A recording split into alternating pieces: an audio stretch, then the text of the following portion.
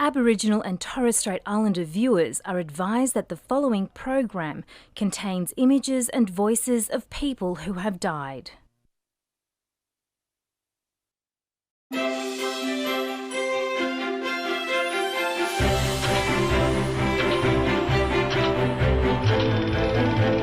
From the memories of its people, the nation's history comes to life. Come over to the sunny side.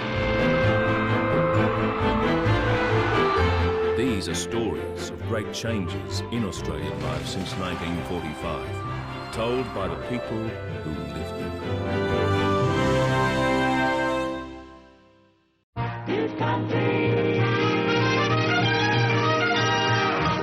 Since the end of the Second World War, Australians have been obsessed with owning their own home. This is the Butte Country, this is the Butte Country, this is the Butte Country, I wouldn't live anywhere else. A simple dwelling on a quarter-acre block in the suburbs became an Australian dream. A safe place to raise a family and the foundation of financial security. But as the nation expanded, so did the people's expectations. And today, as cities sprawl, houses get bigger and prices explode. Are we all done? All finished? As the dream become a nightmare.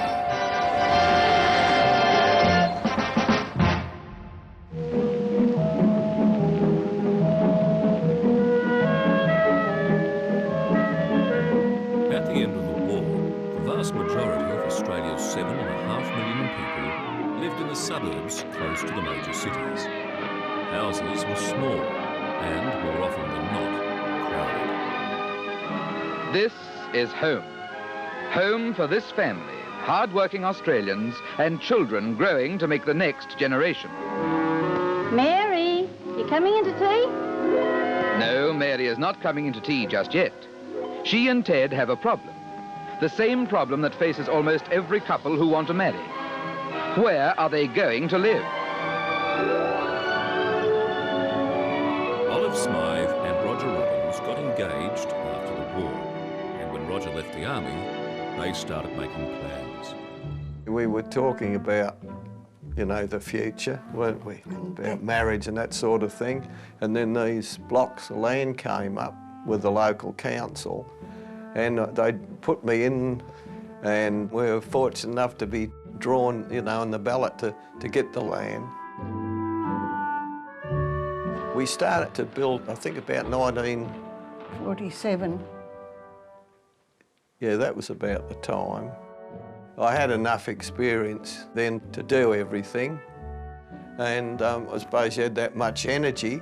All you wanted to do was, you know, get it built and move in with Olive. I suppose she was the main attraction. Roger designed the house and built it himself, using hand tools. But it wasn't easy. The war effort had exhausted a lot of the necessary materials. Much of them had to be imported, and there were long delays. To make the most of what was available, house sizes were restricted to 12 squares, about 10 metres by 10 metres. And the shortage of tradesmen meant that about half of the new homes were built by their owners. This is the book we kept with the expenses in. Yes. It starts off with land £159, a stainless steel sink, 1373. Hardware, our refrigerator, that was a big expense, that was £60. That was a lot then, wasn't it? Yes. Third of the price of the land. The house all up cost us about £2,000. £2,000 was roughly 3 times what Roger earned in a year. I've been a saver, and so has Olive. I said was with Olive. And she'd saved £1,000, and I'd saved £1,000, but we were a little bit short, and I had to go to the bank and borrow £200, and to me it seemed a very large amount, and I was really worried, wasn't I, Olive? Well, it was a large amount of money. You were worried about paying it back. But that's the only money I've ever borrowed anyway. So I think we, got off pretty well. Within 10 years of the war ending, 300,000 new houses had been built. As dream homes, they were fairly simple. Most were freestanding houses on a quarter-acre block, about 1,000 square metres, big enough for a house, a garden, a vegetable patch, a place for the kids to play. Inside were newly available appliances to make Mum and Dad's life easier, and a spirit of optimism that seemed universal. The future of this or any nation is bound up in the dignity of its family life. Here is the very core of our well-being, the foundation for the years of vast development which are to come.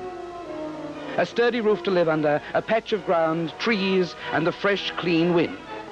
There is much to be done before every family can enjoy a home of their own, for that is their birthright.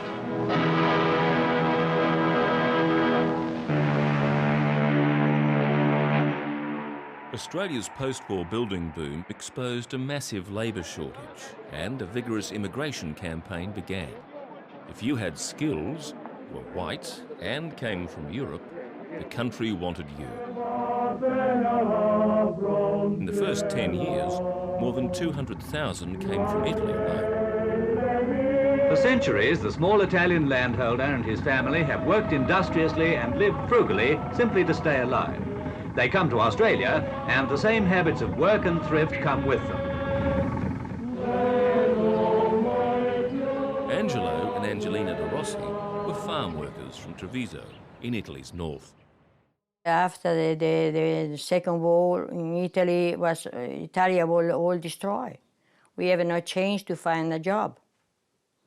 That's why my husband said, oh, try another way. The De Rossis settled in the wine-growing area of Griffith, New South Wales, with their 9-month-old son, Franco. Australia never like us. They call us Dago. I think 99% Italian, when he come here, if he got the money, we go back. I cry all day. When my husband come home, he said, you cry today? No, I never cry. Even when they write my mother, she said, don't be worried, Mama, I'm happy. But, you know, I had to, to be careful of my tears. I never go on the paper. The De Rossis moved into an old weatherboard house in the small town of Yenda outside Griffith.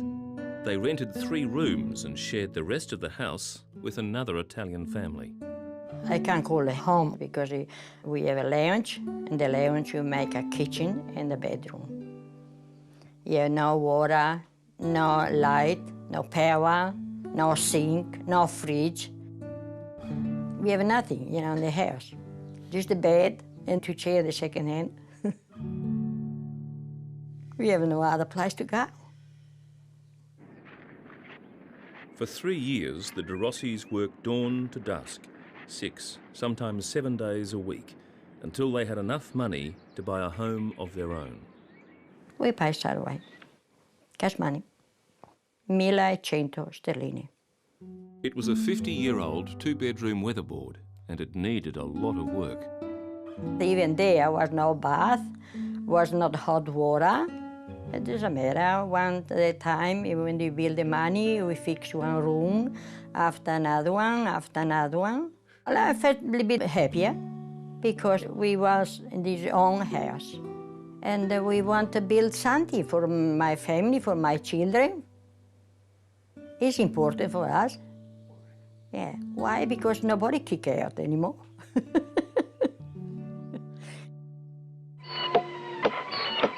As post-war restrictions eased, more building materials became available, and the mid to late 1950s saw some of the most intense housing construction in Australia's history. One of the cheapest and most popular of the new building materials was Fibrolite, an asbestos cement sheet that was hardy and fireproof. I remember the street that I lived in. There's a whole row of these, all pretty well the same, little fibro houses. Carol Burling was 4 years old when she and her family emigrated from England in 1953. The street wasn't very tidy, so there was rubble left over and there was mounds of dirt, and on the mounds of dirt were pieces of fibro, you know, different sizes, and they were just, we played with them. We picked them up. Carol was like the hundreds of thousands of Australians who lived and worked on these fibro homes and had no idea of their hidden dangers. We drew in the street on the bitumen. We very commonly played hopscotch in the street. We used these pieces like chalk. They worked like chalk. It was just lying around.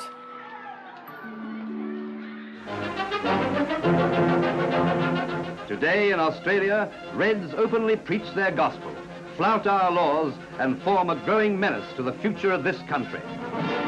During the 1950s, the Great Australian Dream became a key weapon in Australia's war against communism.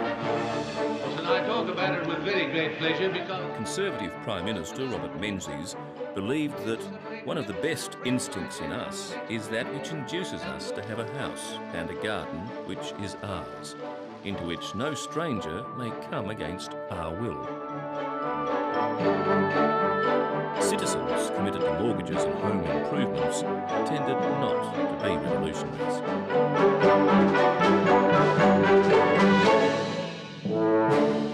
During Menzies' 17-year leadership, all kinds of federal and state housing schemes made the dream more accessible and affordable. In the early 1950s, 50% of Australia's homes were either owned or were being purchased by the people who lived in them. But by 1966, that number had risen to 75%. Kevin Duncan from Moree in New South Wales built his home with help from the Aboriginal Welfare Scheme. I was the first Aboriginal to apply for a loan. Then it was only £2,000. You can't build a house for £2,000. You might buy the material for a small home like this. It's only a 9 square home. But now to build it and paint it and all that, you want a bit more than that. So I wrote away for extra money and I got it. When Kevin left school at the age of 16, a local builder offered him a job. Served me apprenticeship with him, indented apprentice. And he wanted an Aboriginal boy, so that'd be the first tradesman. And that was me. I left school on the Friday and I had the nail bag and the hammer on Monday. I didn't have much of a holiday from school. Kevin married in 1953, and within 3 years, he and his wife, Coral Joy, had saved enough to buy a block of land. You can't live with your in-laws all your life, can you? I just want to be independent, you know. So I said, come on, Joy, we'll build a home. I'll see how I go. Kevin Duncan is a carpenter, and he did much of the work on the house himself.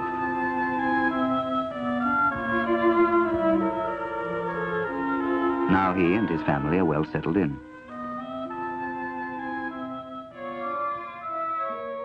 We had everything. The 3 bedrooms. The 3 bedrooms, double bunks in the boys' room and the girls' room in the end room. We were flash, not flash, but our house was beautiful. When we made that, I remember the glass door, the big bed in there you had, and the red floral carpet, and our bedroom, Karen and I had the pink, Karen had the blue, Snow White. Mum had our bedroom beautiful. We had everything. The house was beautiful. Beautiful it was. I just loved it.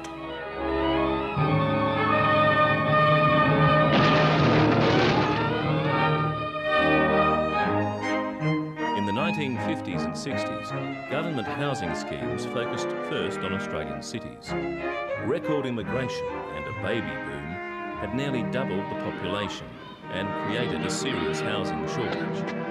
Things were worst in the decaying inner city areas. Sydney's Central Railway Station, and half a mile away in the heart of a great city, a slum that's growing like a cancer. The bridge, bright and modern, looks down on this. And the cancer is still spreading. More slums are being made each year, more homes become hovels. Well, they were slums, little 2-bedroom cottages.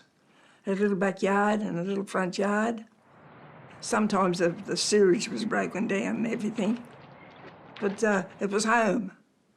It was a place to live. So you never complained.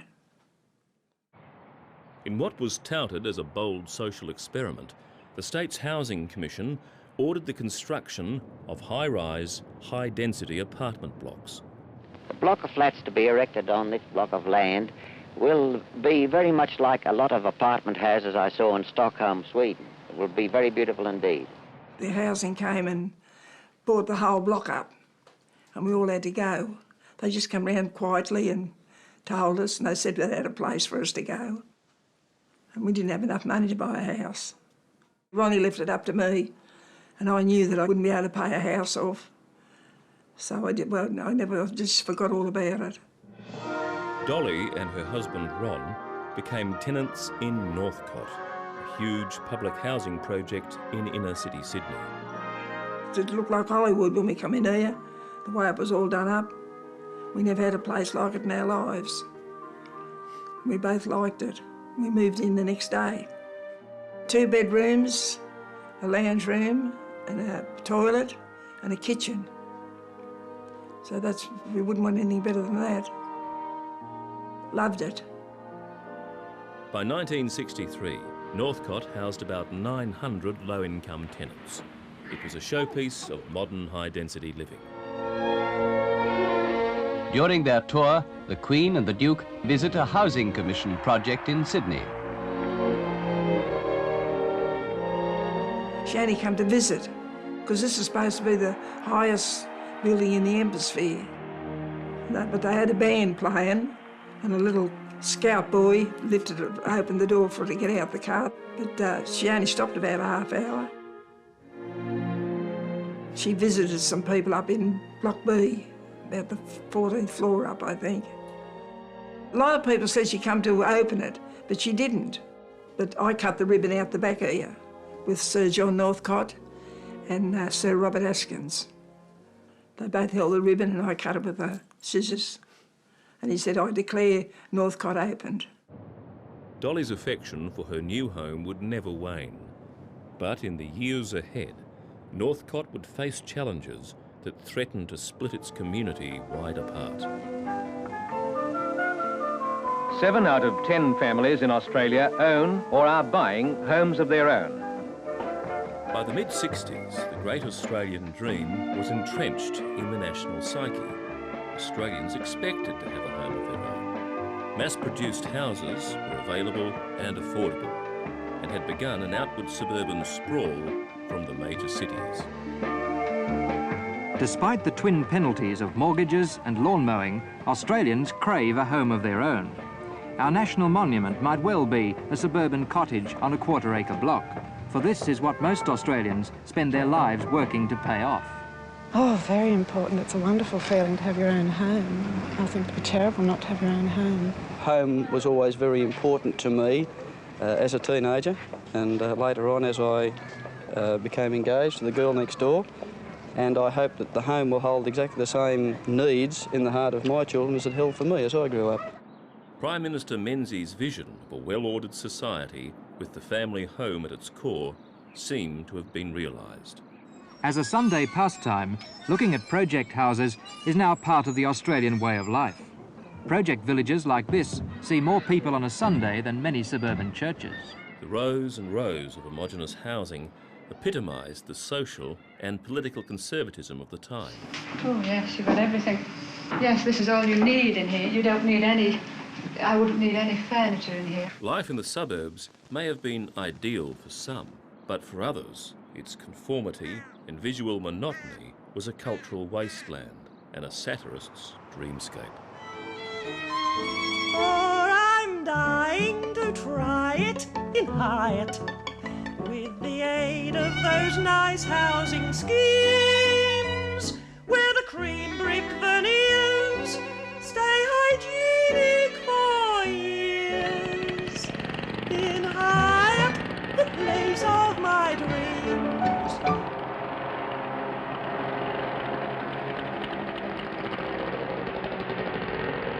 I never liked the city.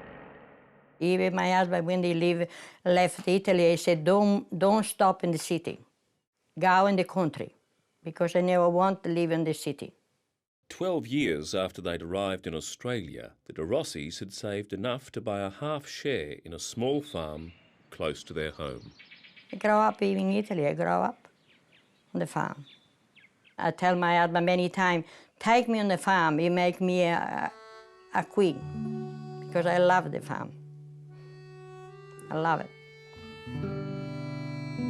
After, well, when Franco grew up, he take over. We are happy. They wanted to have something, own something. My dad was a bit of a late starter, but I look around a lot of my friends and their parents almost bought a farm within a couple of years of coming to Australia. They bought their work, I suppose, and they bought themselves a home. There was opportunity here. There was a lot of opportunity in those days, and they made the best of it. Frank's parents' next move in Australia would be permanent. They subdivided their acreage, left their weatherboard home, and built a new brick one next door. Mrs. De Rossi put her personal stamp on it. I dig the foundation. No, my husband never helped me. But Franco and I, we built the foundation. When they all finished, I painted all the hairs myself.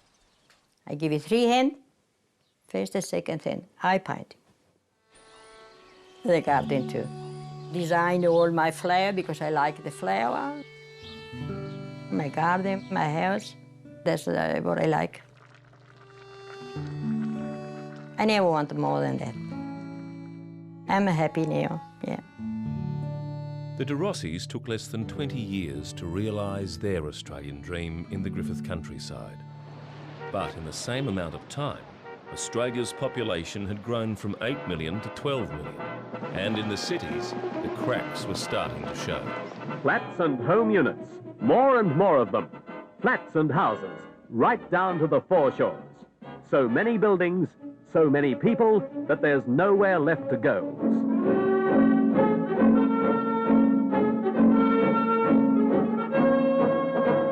More and more people crowd into more and more buildings. Australian cities in the late 1960s had become developers' playgrounds. They bought up prime real estate and began selling a new, more luxurious version of the Australian dream that was highly profitable. Double oven stoves, intercom systems, dishwashing machines, garbage disposal units. This is the marble we're using in the kitchen. It's a travertine. It's the same type of marble as used in the Colosseum. This will be the lamp we'll be using in the foyer. And here you can see we've got Louis XV style 6-light bracket. But the high-rise dream was not the one presented to potential migrants. De flesta australier kopplar av på helgerna och njuter av solen och vattnet. Australien har en mängd olika typer av bostäder att välja på. Och många immigranter lyckas så bra att de äger sina egna hem redan efter bara några år. They showed the great Australian dream. Everybody lived in a house, not in a small apartment with everybody else. And that did affect my decision to come to Australia.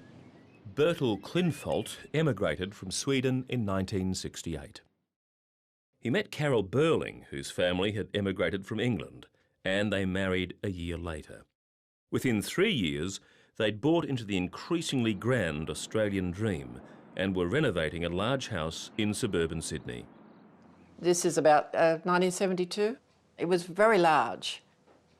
It was an older house, so the rooms were extremely big. It had a fantastic size lounge room. We ended up doing a lot of entertaining there and a lot of renovations and a lot of changing. Yeah, we did a lot of work. We did a lot of painting.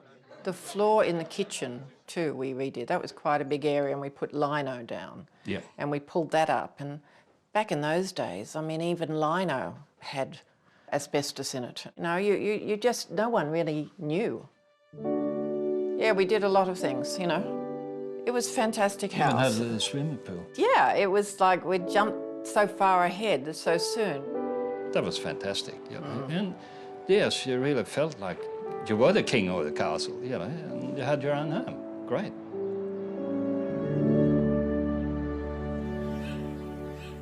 While others bought bigger houses or built more rooms, in Moree, the Duncans simply filled up the space they already had.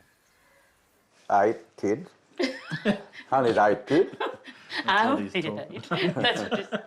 They reckon there wasn't any television then. I said, yeah, but I used to turn it off. Yeah, and Mum said the pill wasn't around then. And plus we had she's like our sister, Narelle, ain't it? She lived with us. First cousin. First cousin. And everyone used to stay in. It was nothing but happy. Hey. Mum used to call it Pitt Street because everyone would be in and out. And not only 8 of us, but all of our children, the next generation, grew up in this house. But, and they're still doing it. Still coming, still coming. The great-grandchildren. You'll find that in all Aboriginal families, you know, big mobs of family living in the one house. And that was how we were too. And Aboriginal parents and aunts and uncles, family, they wanted no other way because that's the way it is. They just love that family connection, kinship, that family connection. Kinship, yeah.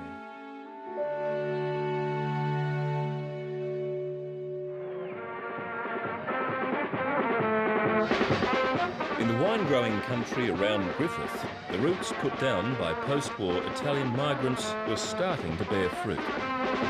Tremendous! The De Rossis were doing well. Young Frank had grown up and in 1974 married a local girl, Lucy Salvestron.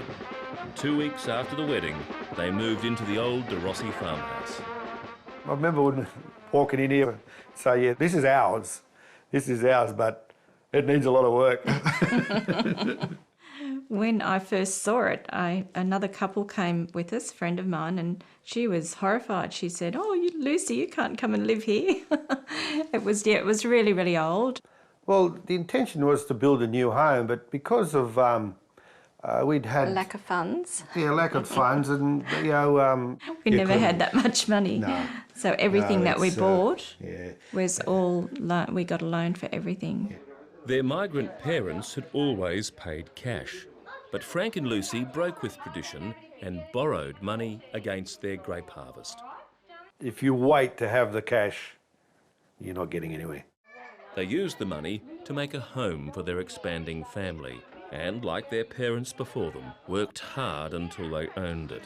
I can remember Lucy telling me the last payment's been made. It's all ours. It was a great feeling because it's yours, it's your home, it's your roof over your head. Nobody can put the red up on you, nobody can kick you out. Frank and Lucy's story is not unusual. Second-generation Italians have the highest rate of home ownership of any ethnic group in Australia.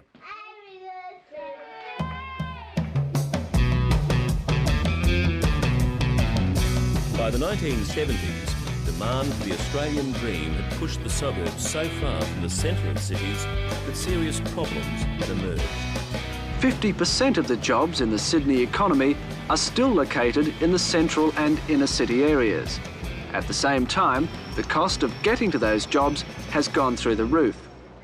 The suburban sprawl had developed too quickly for the infrastructures necessary to support it. And in the fashion-conscious 1970s, the homogenous housing in the outer suburbs started to lose favour. New home buyers began looking back to the inner city for inspiration and a bargain. The heart of the city is undergoing a transformation that's changing it rapidly from a slum into a high-class but also a high-priced place to live. The tremendous demand for property has sent values soaring. Thousands of people seem to have suddenly fallen in love with their surroundings and taken to renovating beautiful old terrace houses with their intricately worked wrought iron balconies and fences. The redevelopment of the old inner suburbs marked a shift in the Australian dream. The people buying houses now were the post-war baby boomers. They rejected their parents' uniform suburbia. They wanted their homes to have character and individuality, and many were prepared to do it themselves. A scene that could be in any house, anywhere in Australia. The workman is not a qualified tradesman, but a householder. Like hundreds of thousands of people, he's refusing professional help and doing the job himself. The do-it-yourself phenomenon, which has now reached unprecedented levels throughout the nation. This tile here, it can be used by anybody. You ladies out there, I'm sure that if your husband's out at work playing golf and he comes home, you can actually have the wall, the feature wall you've always wanted. You can do this job quite easily. No job is now considered too big for the home handyman. Even the in-ground pool, with all facilities, of course. Yeah, do-it-yourself market, people want to get in and do the job themselves. Self-satisfaction too, you know, they get self-satisfaction out of doing the job himself, saves money. I'm very much a jack of all trade, just knocking a wall down or painting or tiling or whatever. In 1978, the Klintvold family had grown, so they moved to a larger house and started renovating again. We painted up the kitchen, we redid the bathroom. Their work reacquainted them with an ever-present building material. There was a fair few sheets of fibre on that house that were cracked too. And I remember us going up and buying them and redoing it and repainting it. It was a very dingy white colour, and we chose a more muted mustard yellow. It sounds terrible, but it was a good colour back in those times. We repainted it. And we had to sand it back, of course, first, before we did all that. The garden was a big part of the house to us. It was a very large block of land, and it was very child-friendly. Very happy times in that house. Yeah. It was a comfy place. I think it's a big difference between a home and a house, you know. The home is what the people in the house make it, you know. And I think we always lived in homes, we never lived in a house type thing, you know. The Klintvolds only stayed in this home for 2 years, then left to pursue work opportunities overseas. When they returned, the great Australian dream would be in overdrive and almost out of reach.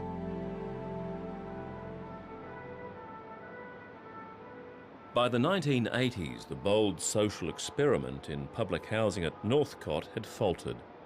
The deinstitutionalising of state mental facilities had brought an influx of new residents. There's a very lot of problem people here.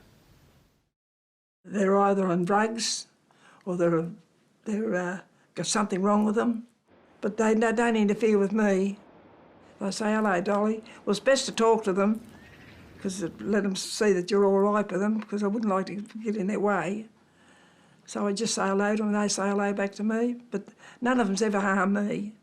But with the arrival of drugs and crime, the situation at Northcote worsened. Police allege a man shot dead 5 people in a block of inner-city flats because a neighbour called him a dole bludger. After a series of murders and suicides, locals started to call Northcote suicide towers. A couple of times I've been on the bus, and you get a conversation on the bus, and they say, where do you live? I say, I live in housing. I'm not ashamed to say I live in housing. I say, I live in housing. They say, oh, do you? And they look out the window. They don't want to know you no more. You can see they're uppish, you know. They don't want to talk to you. I'm blame if I know what they're frightened of. Because I'm not jealous of them having a house. I own a house. I'm happy here. Until the early 1980s, most people pursuing the great Australian dream were looking for physical and financial security. But after 1983, another reason emerged. The Hawke Labor government swept into office, and Treasurer Paul Keating began a series of bold economic reforms. They removed tariffs, floated the dollar, and deregulated the banks. The Australian economy was thrust into the international market. Overseas capital flooded in. There were cheaper loans, and Aussie home buyers were quick to take advantage. The home building industry is looking better than it has for 15 years, thanks to the drop in home loan interest rates. House prices in Sydney have been rising at around $1,000 a week. It wasn't just people buying a roof over their head anymore. Tax incentives and available cash encouraged thousands of Australians to become property investors. I'm happy to take 10 or 20 of the ride. The Great Australian Dream was for sale to the highest bidder, and the prices went up and up. In an atmosphere of mounting panic, they're buying whatever's got 4 walls and a roof. It's a laugh. I mean, you're lucky to get a unit. But the banks kept lending. 2 more banks today raised their prime rates. The cash kept flowing. Now, rapidly rising prices in all cities are squeezing first home buyers out of the market. And the housing bubble got larger and larger and larger. Are we all done? All finished? At the height of the hysteria, the Klintfeldts returned from overseas and made a startling discovery. We got left behind in the property market. That was the main thing. Yeah. Everything had gone up in that time that we sold our last place and been overseas. We came back with 3 children and it was very tough. And we couldn't afford to buy a house, so we rented. And because I was about 40, renting was not a secure feeling. So it gets back to that old thing that's in our mind of owning our own property. I needed to have the security of my own home again. No matter what it took, no matter how hard that was, because we did. We basically had to start again at the ages we were, and that was not easy. Unable to find a suitable house to buy, Carol and Bertel did what new home buyers have done for generations. They went to the edge of the city, bought a block of land and started building. I basically built it myself. I had help with putting the poles in, of course. Needed a crane and the big barriers and that. A lot of work, a lot of work. Just about every weekend, I think I came up on a Friday, stayed overnight, and but it was fun in a way. This is 3 stories. I can see them at 44 years of age or whatever, a bit up on the roof there, doing it yourself, you know. It was a heck of a lot of physical work. It was 1990 and the Klintfeldts were lucky. They'd bought and begun to build at a time when, for a lot of people, the Great Australian Dream had turned into a nightmare. This is a recession that Australia had to have. Australia is now suffering one of its worst ever slumps. Commercial property prices have crashed. The building industry is almost at a standstill. The recession took a heavy toll. When interest rates went as high as 18%, hundreds of thousands went into housing stress, spending more than 30% of their incomes just to service their home loan. Some couldn't afford to hold on and were forced to sell. But even though the bubble had technically burst, the dream was so fixed in the Australian character that demand for housing remained high. Prices didn't plummet, but only flattened out. Then, slowly at first, they started to rise. It's this resilience that makes property investment so attractive to Australians.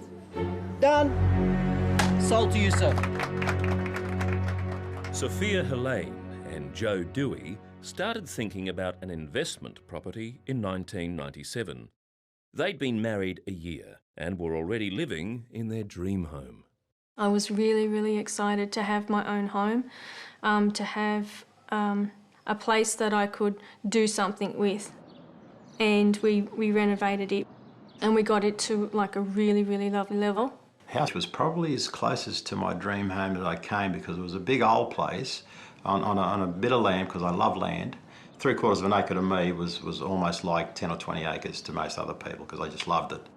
4 bedrooms, 3 bathrooms, and the beach 3 minutes away, and anybody who walked in felt the love, felt the peace in the property. It was a beautiful home to live in.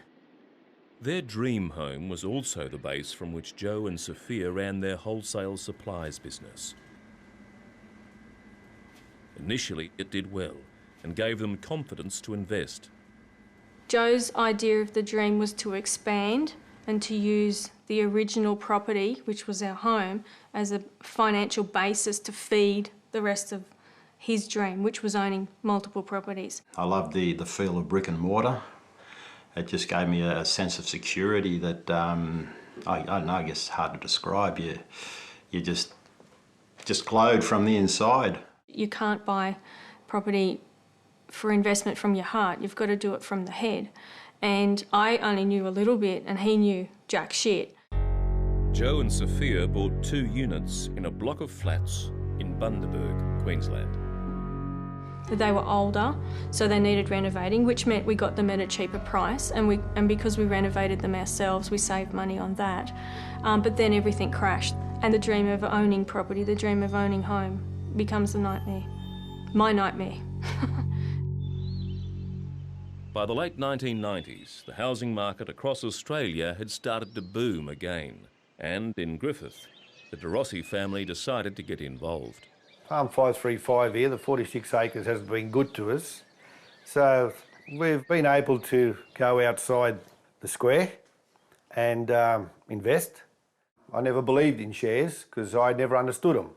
So I thought buying bricks and mortar was, I could see it and I knew that was mine and I knew what to do with it. And the kids, they're following in our footsteps. They're doing the same thing. Dad just wants to make sure everyone's got somewhere to live. You know, like that's your security, you've got somewhere to go. So this is the first unit that I purchased. Dad saw it in the paper, thought it was a good idea. It was actually bought off the plan and I think building started in 98, was finished about mid-99. I've never lived in it. It's been rented out since the day I purchased it. Frank De Rossi had done his homework. Amanda's unit was in a good area and had reliable, long-term tenants. Joe and Sophia weren't so lucky. The units were in a bad position. There was 8 units in the block, and if you try to get a decent family in there, they wouldn't last long because all the other units had young people in them. They were a bit on the rowdy side. And they were trashed. We had issues with police, we had issues with insurance, we had, you name it, it happened. And they just walk away. The bond is nothing. And it's us, the owner of the property, that pays for that. When the dream becomes the nightmare. Whilst Joe and Sophia were enduring their nightmare, many others couldn't get into the property market at all. Lower interest rates, easier access to money, and population growth have led to house prices doubling in the past decade. For 50 years after the Second World War, the average home had cost 3 to 4 times the average salary.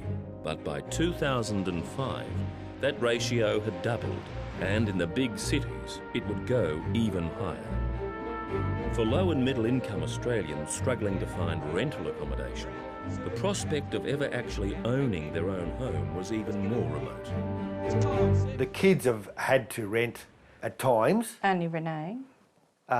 Only for short periods. But then we'd quickly work out the sums and say, well, it's not worth it. You're better off, well, we're better off buying something for you.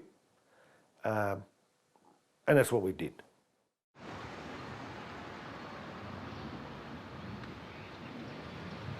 My parents can't fathom the idea of paying rent to somebody else. So my dad decided that he would buy a place and that I could move into it. And I thought about it and thought it would be better for me to contribute towards it. Why pay rent for the rest of your life? And what you're doing is giving the money to somebody else. It's always better to pay interest than pay tax. And eventually own it yourself. That's my philosophy. That's right. The De Rossis had once again done their homework. By negatively gearing their investment in Renee's unit, they were eligible for lucrative tax concessions. It's not an apartment that I could have afforded on my own. I definitely needed some financial help. We're in business. So we came to an agreement where we were both owners of the property. Perfect fit. And that made me feel much better. The De Rossi children have been fortunate to have their parents' financial backing. When Joe Dewey and Sophia Helene's wholesale supplies business started losing money, they were forced to rent out their dream home on the coast and move to Sydney. I was pissed off. I was really angry. I wasn't impressed at all. But what does that serve? My plan was to keep the house in Coffs Harbour, keep tenants in it. That's paying itself off. We come down here, we both get work, and we save up enough money for a deposit on a house down here. But Sophia was less convinced and began analysing their financial situation. Which meant looking at what the investment properties were costing us, what our home was costing us, what our own living expenses were and what our income was, and then putting that all together. And we did that, and it was horrible, having to sit down and actually face the truth. But at the end of the day, we had in black and white where we stood financially, and it wasn't a pretty sight. It was about $2,500 going backwards, even with rent, each month. You probably could have exploded an atomic bomb in front of me, and I would have still been sitting there shocked, you know? Yeah. It was very extremely, that was probably the lowest point in my life. But he kept going, he kept forging ahead, irregardless of what the facts and figures were. And that form of denial is invasive and corrosive and toxic. And I didn't have the energy to keep fighting that. Sophia and Joe sold their investment units and their dream home on the coast and have since ended their relationship. I'm living in Bankstown in a 3-bedroom unit, and it's rented accommodation somebody else owns, and I'm the happiest I've ever been, with no debt at all, not even credit card debt. I own my own car, no credit card debt, and substantial savings in the bank. My life is simple, and I'm happy. When I parted ways with my lovely wife, it happened that my brother was looking at renting the house out room by room. And I approached him and we had a chat, and he said, yeah, by all means move in with other housemates, and that's been quite an experience. One thing I do miss is firstly having my own home, and secondly my own privacy. Unlike Sophia, Joe has not let go of his desire to invest in property. And I've just recently purchased myself a 2-bedroom unit in Bankstown, which is currently tenanted, but I will be moving in later in the year. At one stage there, I thought, no, this is crazy. This dream I have is just not going to work. It's ludicrous, you know, like, what are you doing, Joe? But it's still there. It won't go away. Despite the booms and busts of the past 60 years, the great Australian dream has endured and expanded. Where once home was about shelter and security, now it's also about wealth accumulation and a display of personal achievement and status. At more than 200 square metres, the average Australian home today is the biggest in the world. The outer suburbs are packed with huge McMansions with vast living areas, multiple bedrooms, bathrooms, 3-car garages, home theatres and in-ground swimming pools.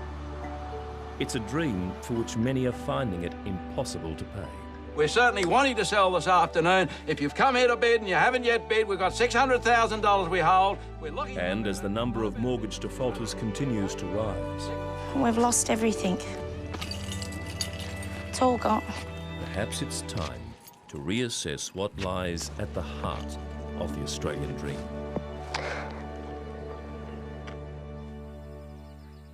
In Moree, Kevin Duncan still lives in the small cottage that has been the family home for 50 years. It was just a happy house. It was always happy. Music, and there was music and laughter, eh, Dad? It was fun, and they'd be rock and rolling when they were younger. I can still see them in the lounge, eh?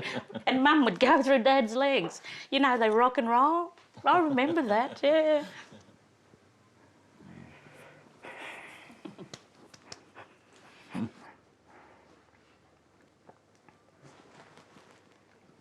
Just looking up there. I married the best girl in the world there. Great mother to the kids. They loved her, all of them. I wouldn't know what to do if anything happened to this house. No. Hey, Gav? You lose the house, you lose all your memory too, I reckon. That's right. Everything goes.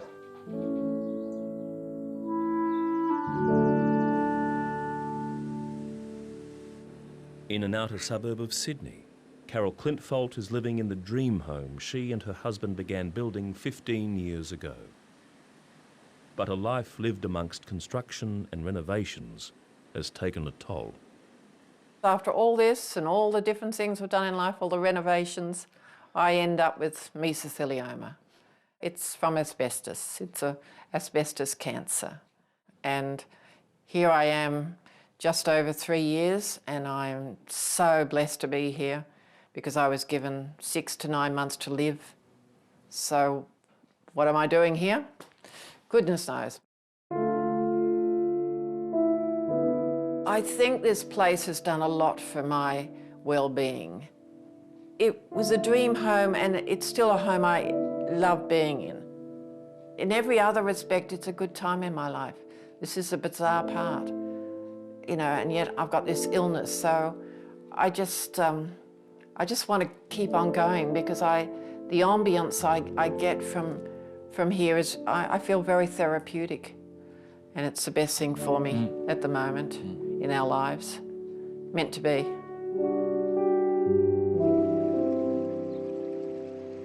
We're not going to be around forever. So one day, hopefully, all our land, our outside interests will be all shared equally amongst the kids. And we built from here, and it's been good to us. Yeah, there's lots and lots of memories. Yeah, it'd be really sad to leave. One day we have to, I suppose we will, but yeah. Not yet. No plans yet. In Dolly Wilson's beloved Northcott Towers, there's been another transformation. Residents became involved in an innovative creative arts project designed to break down fear and isolation. I would call this my dream home. I know I'd never have enough money to buy one, so this is the place where I like. And I've lived 49 years and I love it. I've had my family here, and I've brought my daughter up here, and Ron had a very lovely husband, and I think that's all the love is in this place. That's why I like it so much. I'm here to stop. Take me out head first, or feet first. I think what makes a good home is something that's comfortable and reasonable to maintain, and it doesn't have to be big. No, I think it's the two of us together, and it wouldn't make much difference. Whether you're in a caravan, if you're happy together, that's what makes a good home, really. Don't you think? Yes, yeah.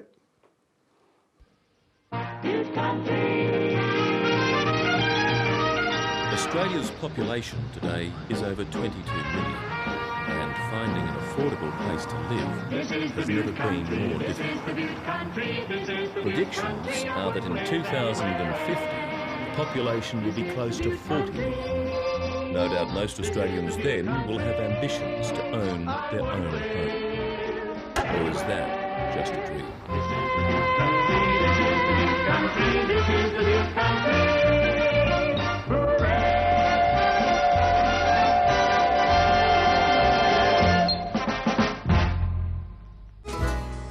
Next time, The Making of Modern Australia explores the changing rhythms of the Australian heart. From the 40s and 50s, when marriage was forever. They say it'll never last, you know, but it's been 62 years, so there you go. To the thrills and spills of today's relationships. You've got to smell good, look good, go at it all night. I mean, it's difficult. It's a job.